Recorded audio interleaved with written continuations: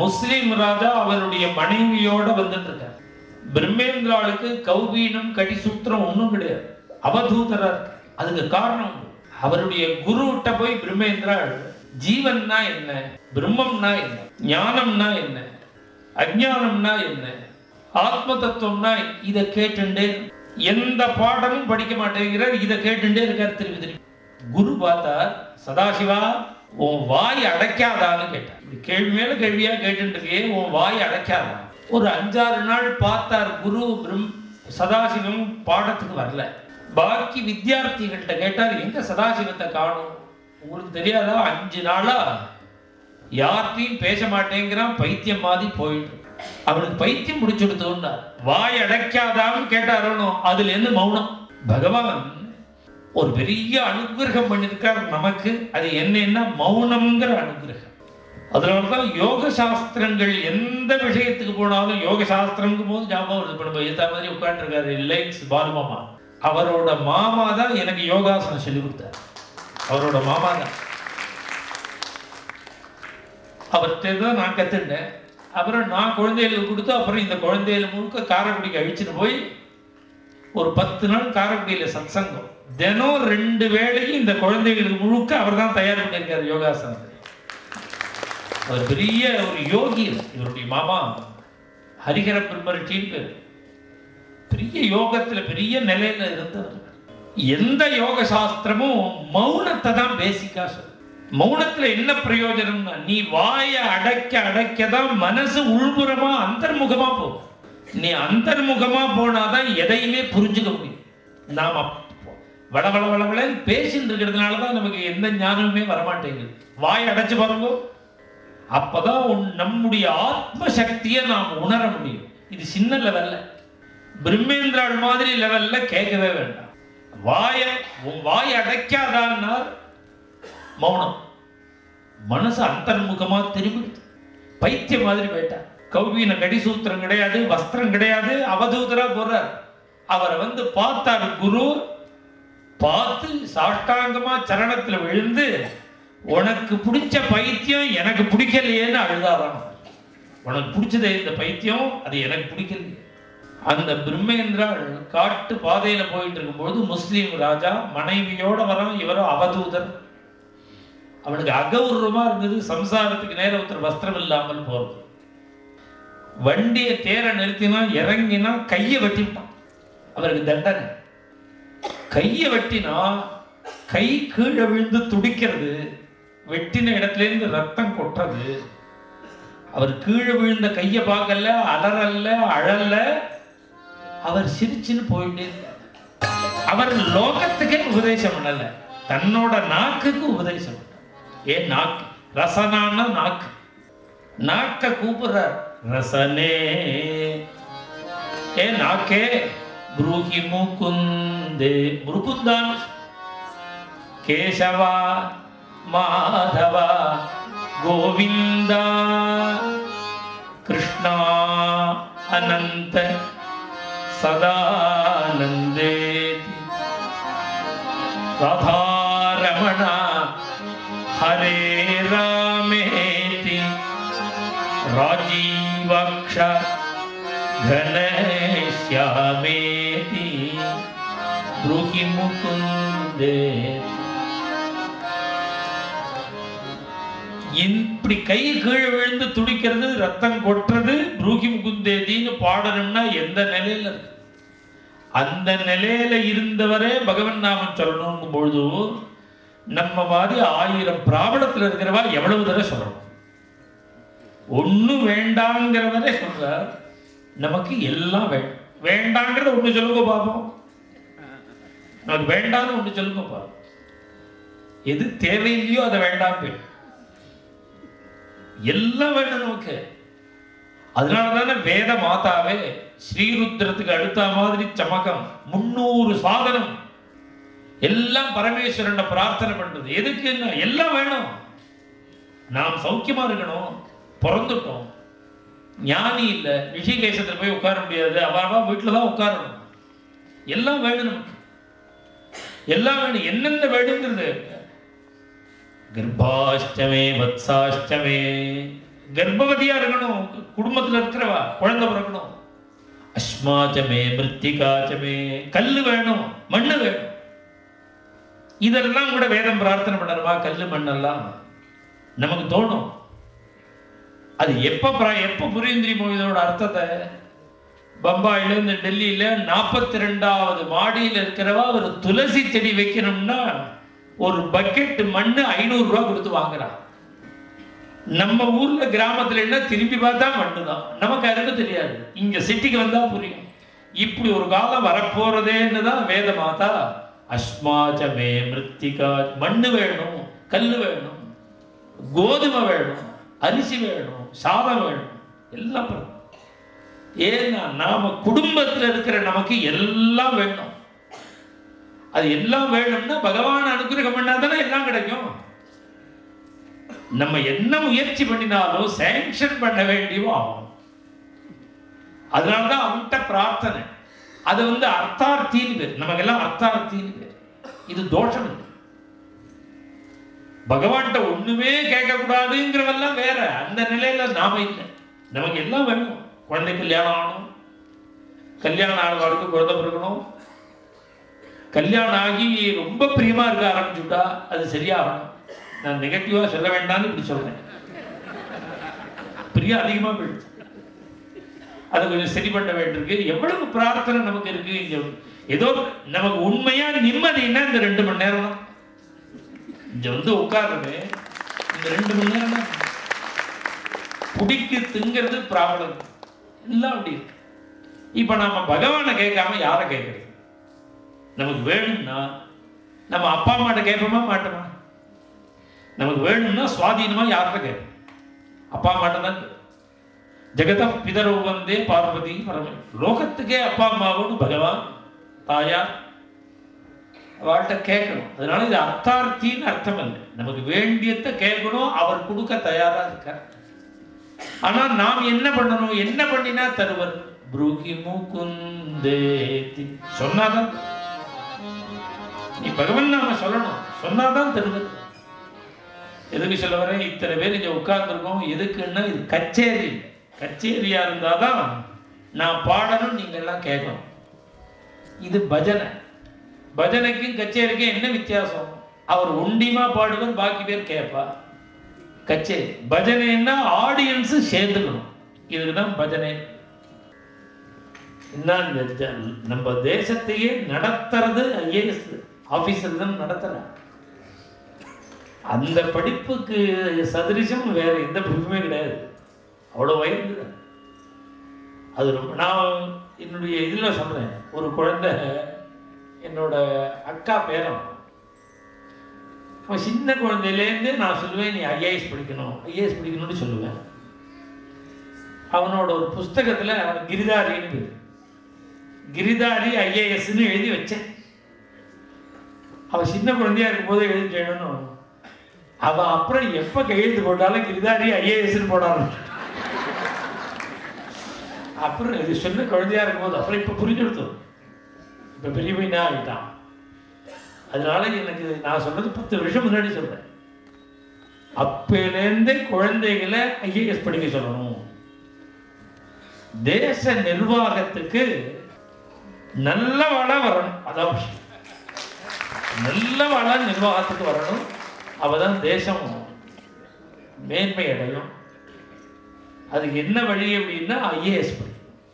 நீங்க எல்லாமே சாஃப்ட்வேர் இன்ஜினியரா போறா, அது சம்பளம் வருது, சம்பளம் நிறையா வருதுன்னு பெட்ராலிக்கு வர எத்தனை தலைவலி. அதுக்கு போனா குழந்தை பிறக்க மாட்டேங்குது, கல்யாணம் ஆக மாட்டேங்குது, கல்யாணம் ஆனா ப்ராப்ளம் வருது. இதெல்லாம் இந்த சாஃப்ட்வேர் உள்ள இருக்கு. அதெல்லாம் அத்தனை ப்ராப்ளம் இருக்கு. இதை பேலன்ஸ் பண்ண தெரியணும்னா பஜனைக்கு வரணும், நித்தியம் ஏதாவது பாராயணம் பண்ணணும், இல்லை 10 நிமிஷம் ராமநாம ஜபம் பண்ணணும், மெடிடேஷன் பண்ணணும், ஆசனம் பண்ணணும், நிறைய ஜனங்களோட பழகணும். இதெல்லாம் சேர்ந்தாதான் அந்த ஐடியில குடும்பத்தை பேலன்ஸ் பண்ண முடியும். அவன் அப்படியே சிஸ்டத்திலேயே உட்கார்ந்து இருக்கும் பொழுது இது எல்லாம் மிஸ் பண்றானா? அது அத்தனையும் லைஃப்பில் அடிக்கிறது, ஃப்யூச்சரில் வந்து அடிக்கிறது. மிஸ் அண்டர்ஸ்டாண்டிங்லாம் வருது, பல ப்ராப்ளங்கள் வருது. அதெல்லாம் சரி பண்ணணும்னா இது மாதிரி நிறைய ஈடுபட வேண்டும். அதனால குழந்தைகள் ஐடியில் போகணுங்கிற அந்த மோகத்தை கொஞ்சம் குறைச்சிட்டு ஐஏஎஸ் படிக்கணும், ஆடிட்டராக வரலாம். இப்போ வந்துருப்பார் லாயர், அன்பு பெரிய சீனியர் சிஎஸ் வைத்தியநாதன், அவரை மாதிரி வரலாம். அதுபோல் நமக்கு குழந்தைகளுக்கு இப்போலேருந்தே சொல்லணும், +2 முடித்த உடனே ஐடின்னு போகக்கூடாது, போய் விழக்கூடாது. அப்படி போய் பணம் ஒண்டி வருமே தவிர ஆரோக்கியம் போகிறது. நீ எங்கேயோ இன்னும் அங்கே தூங்கின்னு இருக்கிறவனுக்கு இங்கே முடிச்சுட்டு வேலை செய்யறடி. ஒன்று இங்கே வேலை செய்யறதுக்கு அச்சதை போட்டுவிட்டு அவங்க தூங்கின்னு இருக்கான் யூஎஸ்ல. உன் தூக்கத்தை கெடுக்கிறதுல என்ன நஷ்டம் தெரியுமோ? ஹார்மோன்லாம் சரியாக வேற ஒர்க் பண்ணாது, அது சுரக்காது. தூங்கும்பொழுது தான், அதுவும் 10 மணிலேருந்து காத்தால 4 மணிக்குள்ள நீ நன்னா தூங்கும்பொழுது தான் அந்த உன்னுடைய ஆரோக்கியத்துக்கு தேவையான ஹார்மோன்லாம் சுரக்கிறது. நீ அந்த நேரத்தில் கண்முழிச்சு அசுரன் மாதிரி போயிட்டு இருக்கும். இந்த நேச்சரை மிருகங்கள்லாம் அட்டாக் பண்ணவே இல்லை. காக்கா கரெக்டாக தூங்குறது, குருவி கரெக்டாக தூங்குறது, மாடு கரெக்டாக தூங்கி, பன்னி கூட தூங்குறது கரெக்டாக. மனுஷன் தான் தூங்க மாட்டேங்க, இயற்கையை எதிர்க்க. அதனால இனி குழந்தைகளுக்கு நேச்சரை எதிர்க்காத படிப்பாக நாம் குழந்தைகளுக்கு சொல்லணும். அது நம்ம தேசத்துக்கு உபயோகப்படும். பணம் ஒரு காலத்தில் பணம் தேவைப்பட்டது. அன்னைக்கு ரொம்ப கஷ்டப்பட்ட நிலையில எப்படியாவது பணம் சம்பாதிச்சா போறோம்னு இருந்தது. இன்னைக்கு அந்த பரிஸ்திதி இல்லை. அதே ஒரு சம்ஸ்காரத்தில் திருப்பி அதில் போய் விழாமல் அடுத்தடுத்தது யோஜனை பண்ணி முதல்ல ஆரோக்கியத்தை பார்க்கணும். முன்ன மாதிரி எல்லாம் அடங்கிலாம் இருக்க மாட்டேன் எந்த மாமியும். நீ பழைய கதையை நடிச்செல்லாம் பார்க்கக்கூடாது. நீ அவளுக்கு சரண்டர் பண்றதா இருந்தா கல்யாணம் பண்ணிக்கலாம். அன்னைக்கே சொல்லிட்டேன், அவ என்ன சொல்றாளோ அது கேட்டுதான். அந்த அம்மா என்ன சொல்றாளோ, அந்த பொண்ணு என்ன சொல்றாளோ அதை கேட்கணும். எல்லாருமே அதை விரும்புறா. அதனால நமக்கு கொஞ்சம் யோஜனை பண்ணி குழந்தைகளை இனி படிப்புக்கு நாம் அவளுக்கு வழி சொல்லும் பொழுது இந்த ஃபியூச்சரை யோஜனை பண்ணி. நேற்றைய தினம் ஜனாபாயை பத்தி சொன்னேன். அவளுக்கு பாண்டுரங்கன் 6 வயசுலேருந்து பிரத்யட்சம். இந்த பக்தாண்டெல்லாம் என்ன பெருமைன்னா, நம்மள மாதிரி தெரியாத பகவானை பஜனை பண்ணவாள் பேசலாம், பார்க்கிறா, பேசலாம். அப்பேற்பட்ட பகவானுக்கு பாண்டுரங்கனுக்கு அபங்க, அதுல ஒரு அபங்கம். ஒரு சந்தர்ப்பம் பாண்டுரங்கனுடைய சன்னிதானத்துல, இந்த சபா மண்டபத்துல, அந்த ஆஸ்தான மண்டபத்துல நாம சங்கீர்த்தம் இன்னைக்கு நடந்துட்டு இருக்க. கீர்த்தன்லாம் நடக்கிறது. டெய்லி சாயங்காலம் 6 மணிக்கு சக்கரி பஜன் பரம்பரையா வந்து பண்ணிட்டு இருக்கா. பாண்டுரங்கன் சந்நிதியில, தாயார் ருக்மிணி மாதா சந்நிதியில எல்லாம் கீர்த்தன் நடக்கிறது. அப்ப பர்மிஷன் வாங்கிட்டு அங்க பண்ணலாம். நான் பாகவத சப்தாக 2 தடவை சொல்லியிருக்கேன்.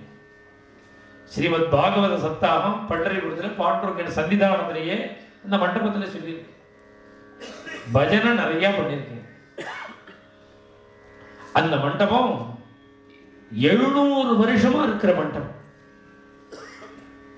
ஒரு உற்சவ காலத்துல ஏகாதசியில ஒரே நாம சங்கீர்த்தனம், ஒரே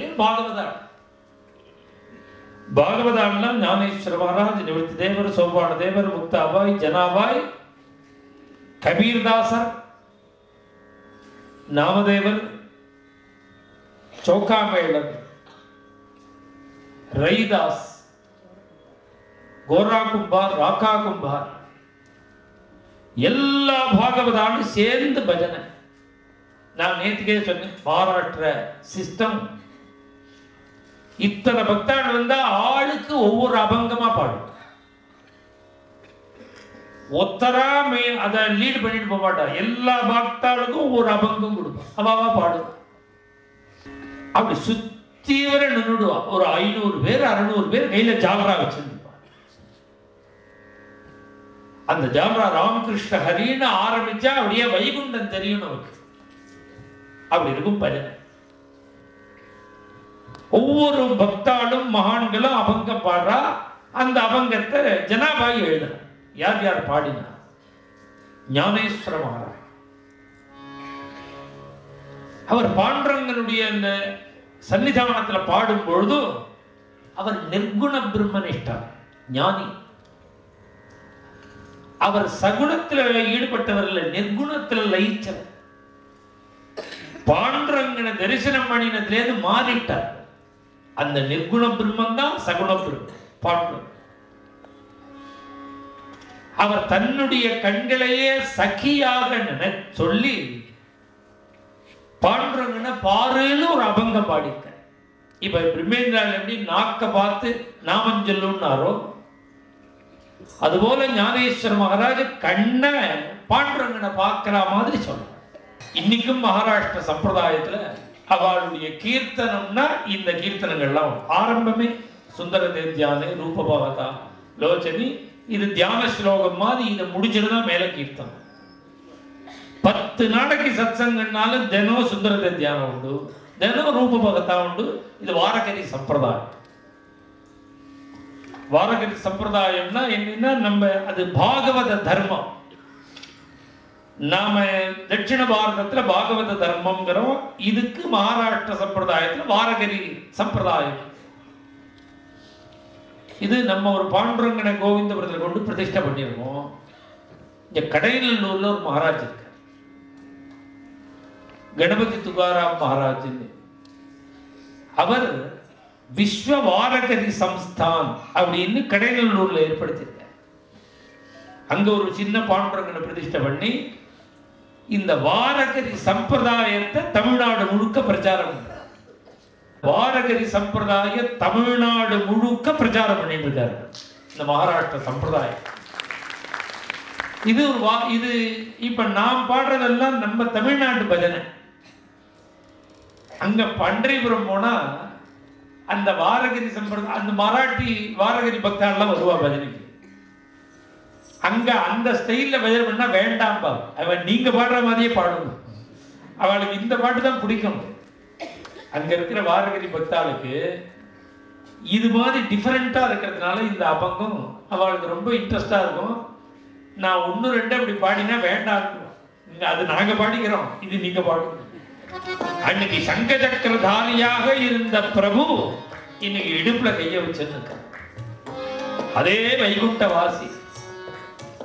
நீங்க வந்திருக்கே, நீ பதனிக்கு வந்திருக்கேன்னு கேட்டா என்ன சொல்றா, ஒரே டைட் ஷெட்யூல் பா, ரொம்ப பிஸி, இருந்தாலும் இன்னைக்கு முடியறதே இன்னைக்கு வந்துடணும்னு வந்திருக்கேன் அப்படிங்கிற அளவு. இப்ப நம்ம மனசுக்கு தெரியும், என்ன தெரியும், இப்ப விட்ட இடத்தை விட வந்த இடத்துக்கு இம்பார்ட்டன்ட் இருக்கிறதுனால தானே வந்திருக்கு. நம்ம விட்டத்தை விட வந்த இடத்துக்கு முக்கியத்துவம், அதனால தானே வந்தோம். இப்ப பண்டரிபுரம் நாம பஜனைக்கு வந்த மாதிரி வைகுண்டவாசி பண்டரிபுரம் வந்திருக்கான். அவன் அந்த வைகுண்டத்தை விட்டுட்டு இங்க வந்ததுலேருந்து என்ன தெரியறதுன்னா, அவன் நாம பாக்கி காரியங்களை விட்டுட்டு பஜனைக்கு வந்தது போல ஆனந்தகரமான வைகுண்டத்தை விட அவனுக்கு பண்டரிபுரம் தான் பிடிச்சிருக்கான் பகவான். அநாதா காரணே அந்த வைகுண்டம் ஒண்ணு இருக்கும் போது இங்க ஒரு வைகுண்டம் இருக்கு. அந்த வைகுண்டம் குவாலிபிகேஷன் உள்ளவாளுக்கு, இந்த வைகுண்டம் நம்ம மாதிரி அநாதைகளுக்கு இந்த வைகுண்டம். நமக்கு என்ன தெரியும், நமக்கு என்ன யோகம் இருக்கா, சாஸ்திரம் இருக்கா, ஆச்சாரங்கள் இருக்கா, வேதம் தெரியுமா, தபசு தெரியுமா, பக்தி தெரியுமா, ஒண்ணும் தெரியாது. ஒண்ணும் தெரியாத நம்மளை கரையேற்றுறதுக்காக வைகுண்டவாசி இங்க வந்திருக்கான் அப்படிங்கிற துகாராம் மகாராஜ். இப்படி கபீர்தாஸ் இப்படி ஒவ்வொரு பாகவதாளா வரும்பொழுது இப்ப நாம்தேவ் மகாராஜோட அபங்கம் அவருடைய டேப் இப்பதான் ஜனாபாய் எழுதுறார். நாமதேவருடைய அபங்கத்தை அபங்கம் பாடும் பொழுது அங்க என்ன நடந்ததோ அதை அப்படியே எழுது. வைகுண்ட சுகத்தை தியாகம் பண்ணி பண்டரிபுரத்துக்கு வந்திருக்காங்கிறது ஆட்சேபம் இல்ல. இப்ப நமக்கு உனக்கு என்ன சம்பந்தம்? நாம்தேவ் மகாராஜ் சொல்றார், நிற்கிறது யார் தெரியுமா, இவெல்லாம் சொன்னபடி வைகுண்டவாசி தான், ஆனாலும் நிற்கிறானே பாண்டுறவங்க நம்ம யாரு தெரியுமான்னார். அவன் வைகுண்டவாசியா இருந்துட்டு போட்டோம், என் ஃப்ரெண்ட் பகவான் எப்படி ரசிப்பான்னு அப்படி பார்க்கறா. நாம்தேவ் கீர்த்தன கரி. இங்க பஜனை நாமதேவ் பண்றார், அங்க யோக பீடத்துல நிற்கிறார் பாருங்க. பிரேம பர நச்ச பாண்டூர. அந்த யோக பீடத்தில் நிற்கிற பகவான் ஆடுறான். சிலையா நிற்கிற பகவான் இந்த பாட்டுக்கு அவரால் அங்க நிற்க முடியாமல் ஆடுறான். நாம்தேவ் கீர்த்தன கரி பிரேம பர நச்ச பாண்டூரங்க.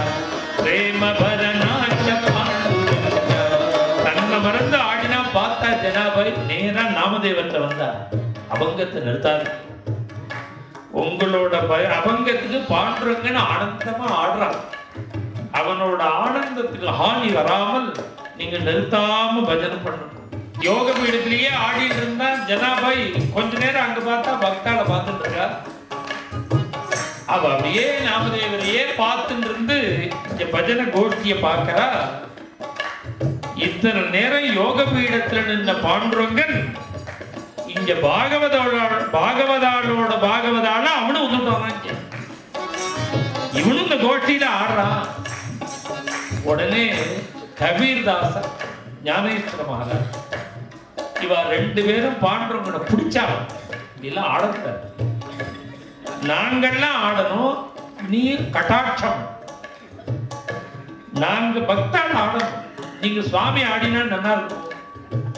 அதனால உங்க பஜனை தானே நாங்க பண்றோம், நாங்க தான் ஆடணும். நீங்க போய் கௌரவமா டீசெண்டா அந்த யோக பீடத்துல நின்று கட்டாட்சம் பண்ணாம உங்க கௌரவத்துக்கு இது சரியா வராதுன்னு கொண்டு போய் உட்கார்ந்து வச்சு நிற்க வச்சுட்டார். பகவானுக்கு ரொம்ப வருத்தமா இருந்தார். என் ஹிருதயமே தெரியலையே அவளுக்கு. அவர் இங்க ஆடணும்னு ஆசைப்பட்டார். பார்த்தா ஜனாபாய் இந்த அசடெல்லாம் கொண்டு போய் உள்ள விட்டுட்டேன் சுவாமி. நாமதேவத்தை சொன்னா இன்னும் கொஞ்சம் டெம்போ மெயின்டைன் பண்ணு. அவர் திரும்பி வரணும். இப்படி பாடுங்கோன்னா அடுத்த ஒரு அபங்கத்தை ஆரம்பிச்சா கொஞ்ச நேரம் ஆச்சு வந்துட்டாரு. அவரெல்லாம் கட்டுப்படுத்த முடியாது. வந்துட்டார். நாச்சத்தை டோலத்தை அப்படியே பாகவதால ஆட ஆரம்பிச்சுட்டாராம். இந்த நேரம் சாதாரணமா இடுப்பு கையை வச்சு நின்றவர் கையை தூக்கிட்டார் சைதன்ய மகாபிரபு. நாச்சத்தை தன்னை மறந்துட்டார். வைகுண்ட வாசின்னு மறந்து நம்ம கௌரவத்துக்கு இது சரிங்கிறது மறந்து சரியில்லைங்கிறது மறந்து போகுது. நாம யோக பீடத்துல தான் நிற்கணும், இங்க வரக்கூடாதுங்கிறதெல்லாம் மறந்து போய் தன்னையே மறந்து போய் பகவான் ஆடுறானா நாமதேவர் அபங்க. அதுல ஒரு தப்பு வந்துடுதுங்கிறார். நாச்சத்தை டோலத்தை இந்த கோடிக்கு அந்த கோடிக்கு நர்த்தனம் பண்ணும் பொழுது என்ன ஆச்சு? பகவான் இடுப்புல ஒரு பீதாம்பரம் கட்டிட்டு இருக்கா பாரு, அது அவந்து வேஷ்டி அவந்ததே தெரியலையா அவனுக்கு. நாச்சத்தை டோலத்தை தேவாச்சா கடலா பீதாம்பர தேவாச்சா கடலா பீதாம்பர.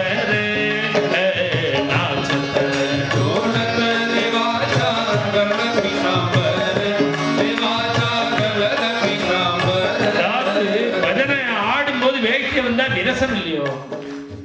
விரசம்னா உடனே பார்த்தா கபீர்தாசர் பக்கத்திலேயே இருக்கிறார். கபீர்தாசர் அந்த பீதாம்பரம் நழுவ ஆரம்பிச்ச உடனே ஒரு பாய்ச்சல் பாஞ்சு ஜம்ப் பண்ணி புடிச்சுட்டாராம். பீதாம்பரம் விழாம புடிச்சு பாண்டுரங்கனை பார்த்து இப்படி ஆடுறது. சாவத கோயி தேவாய் சாவத கோயி தேவாய் போலே கபீர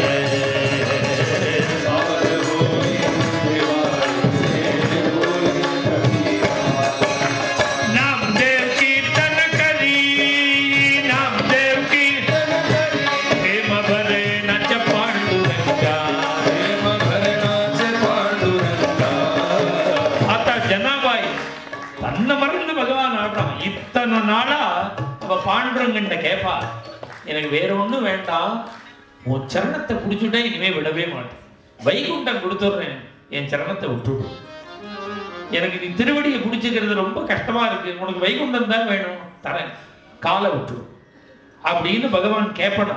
அவன் சொல்லுவா, எனக்கு நீ வைகுண்டம் தரேன்னாலும் சரி, எனக்கு வேண்டாம், உன் சரணம் தான். அப்படி பாண்டுரங்கன்ட்ட திருவடியை கேட்டவ இந்த அபங்கத்துல மாத்தி விட்டான். என்ன எனக்கு பாண்டுரங்கன் சரணம் வேண்டாம், பாண்டுரங்கனையே ஆட வைக்கிற இந்த சத்துக்களுடைய சரணம் தான் எனக்கு. அது என்ன பண்ணணும்னா ஜென்மா மரணம் எல்லாத்தையும் போக்கக்கூடிய சரணம் சாதுக்களுடைய சரணம். ஜனாபாய் நாமதேவருடைய கீர்த்தனத்தை பத்தி அபங்கத்தை பத்தி பாடியிருக்கார். இது மாதிரி பாகவத மகாத்மியத்துல ஒரு கிரந்தம் இருக்கு. பக்தாள்லாம் சேர்ந்து நாம சங்கீர்த்தனம் பண்ணும்போது பகவானே வந்து குதிச்சான்னு பாகவதத்துல இருக்கு. அது 5000 வருஷம் முன்னாடி.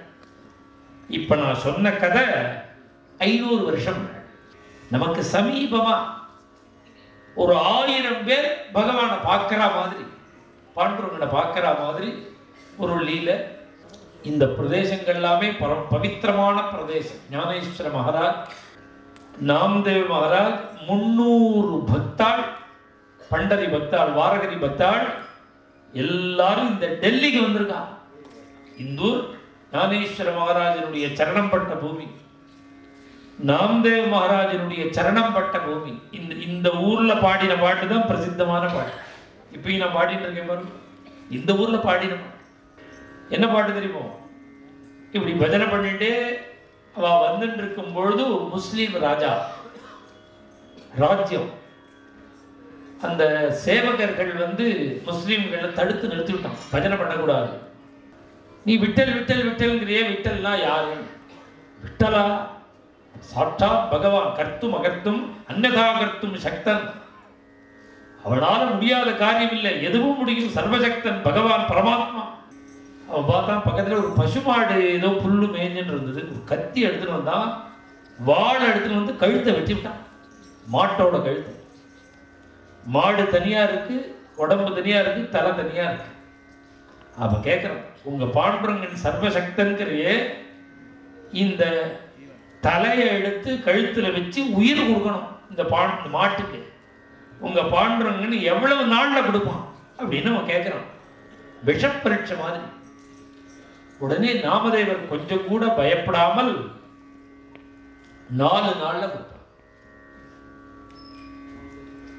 4 நாள்ல கொடுப்பான். உடனே பார்த்தான், காவலை கூட்டம். 4 நாள் நீங்க யாரும் நாரக்கூடாது, இந்த மாடு உயிரோட வரணும், இல்லாட்டா உங்களுக்கு தண்டனை கொடுக்கும். மிரட்டான். நிஷ்கவலையா இருக்கு.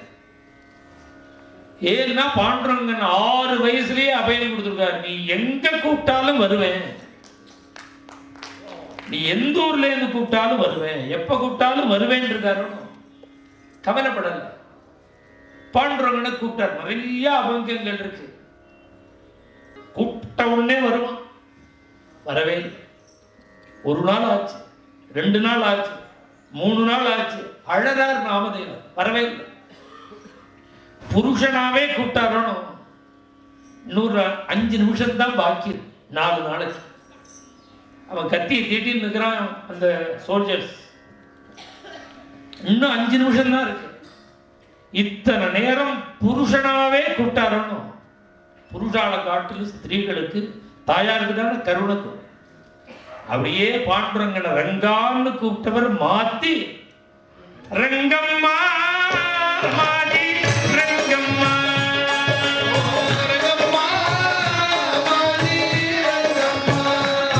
பிரசித்தமான இந்த அபங்கம் பாடின ஊரே இந்த ஊர் தான். இங்கதான் பாடுறாரு. இந்த டெல்லியில பாடின ஊர் தான் இந்த ரங்கம். பாண்டுரங்கனை ஸ்திரீயா வர்ணிச்சு கூப்பிடுறார். அவர் அபங்கத்தை முடிக்கிறார். பாண்டுரங்கன் வந்துட்டார். பகவான் வந்தா எவ்வளவு ஆனந்தம் வரணும். 4 நாள் அழுதுருக்காரு. சந்தோஷம் வரல, கோபம் வந்துடுது. ஏன் லேட்டுன்னு கேட்டு, ஏன் டிலே பண்ண, அது அப்புறம் சொல்றேன். முதல்ல இந்த மாட்டுக்கு உயிர் கொடுக்கணும். இன்னும் 3 நிமிஷம் தான் இருக்கு, இன்னும் 2 நிமிஷம் தான் உயிர். இப்ப என்ன பண்ணணும்? இந்த மாட்டோட தலையை எடுத்து உடம்புல வச்சு தடவி எழுந்துருன்னு நாமதேவா நீ சொல்லு. நான் சொன்னா எழுந்திருக்குமா மாடு? நாமயாச்சி கைவாரி ரங்கம்மா. கைவாரின்னா மராட்டியில உறுதுணைன்னு பக்கபலம். நீ வந்து சொன்னேன்னா நீ என்ன சொன்னாலும் செய்யறதுக்கு தானே நான் இருக்கேன். நாமயாச்சி கைவாரி ரங்கம்மா ஓஹோ ரங்கம்மா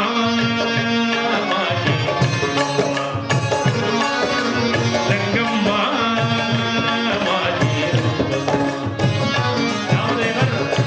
அப்படி தடவி மாட்டை எழுந்துருன்னார். உயிர் போன மாடு 4 நாள் கழிச்சு எழுந்து.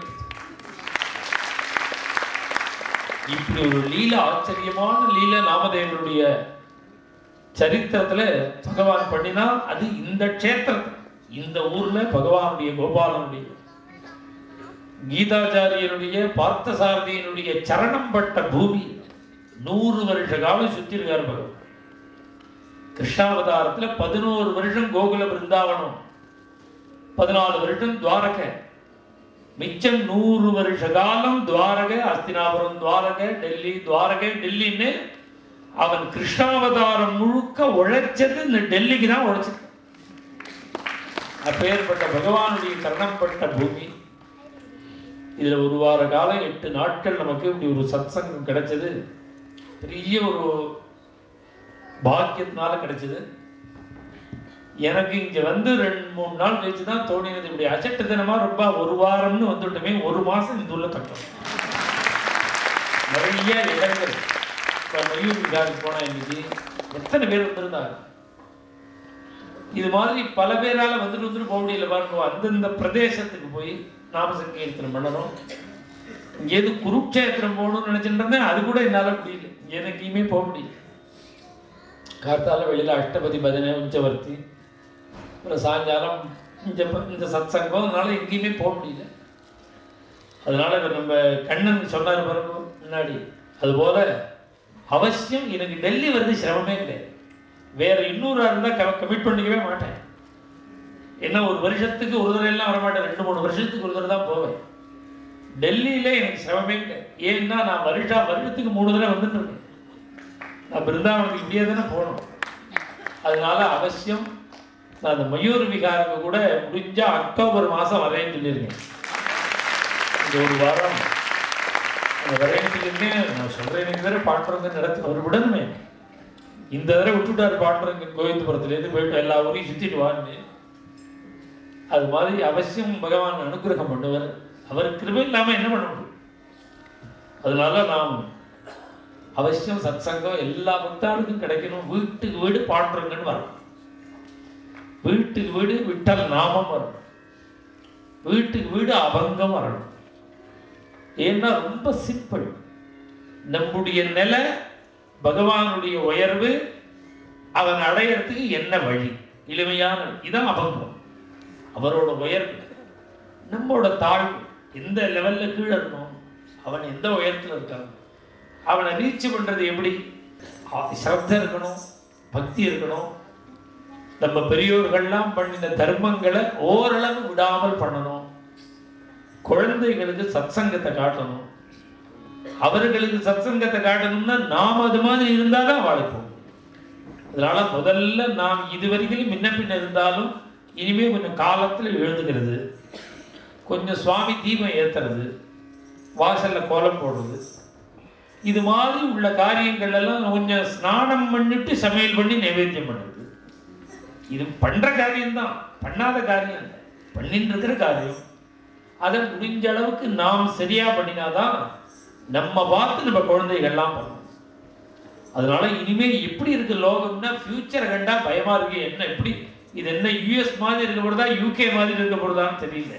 நம்ம தேசம், நம்ம அந்த கலாச்சாரம் ஓரளவு வீணா போகாமல் ரட்சிக்க வேண்டிய பொறுப்பு நம்ம எல்லாருக்குமே இருக்கு.